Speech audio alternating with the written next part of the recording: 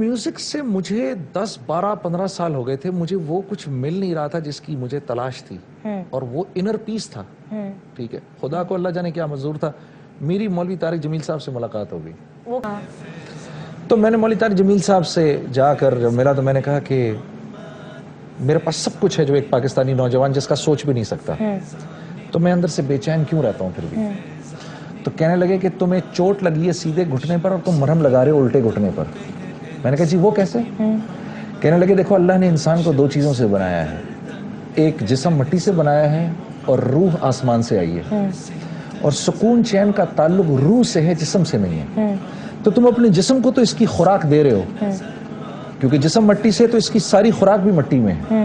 ٹھیک ہے نا، کپڑے جو ہیں وہ بھی مٹی سے، کھانا وہ بھی مٹی سے، اور گھر میں جس میں رہتے وہ بھی مٹی سے، بھائی بہن عزیز رشتہ دار یہ بھی مٹی سے. روح اللہ کا امر ہے، یہ آسمانوں سے آئی ہے، اس کی غذا بھی آسمانوں پر ہے، زمین میں نہیں ہے. تو میں نے کہا تو روح کی غذا کیا ہے؟ روح کی غذا تو موسیقی ہے. کہنے لگے نہیں، روح کی غذا موسیقی نہیں، موسیقی تو نفس کی غذا ہے. ٹھیک ہے نا، روح کی غذا تو اللہ قرآن میں بتاتے ہیں الا بذکر اللہ تطمئن القلوب، کہ اگر تمہیں اپنے روح کی غذا چاہیے تو اس کے لیے تمہیں مجھ سے دوستی کرنی پڑے گی. تو میں نے کہا روح کی غذا کہاں ہے؟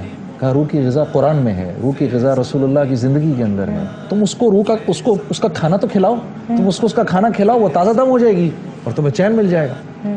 تو میں ایک دم سے مجھے اتنی پہلے ڈپریشن ہوئی اور پھر ایک دم سے مجھے تقویت مل گئی. تو میں نے کہا کہ ٹھیک ہے، میں بھی مسلمان ہوں، اور میں اتنا ہی بڑا مسلمان ہوں، اور میں رسول اللہ سے اتنی ہی محبت کرتا ہوں، اور میں اللہ سے اتنی ہی محبت کرتا ہوں. تو میں کر کے دکھاؤں گا ان سے محبت، ایکچوئل کر کے دکھاؤں گا. تو میں نے تمہیں بتایا نا کہ مجھے اللہ نے فوکس کی دولت دی ہے. میں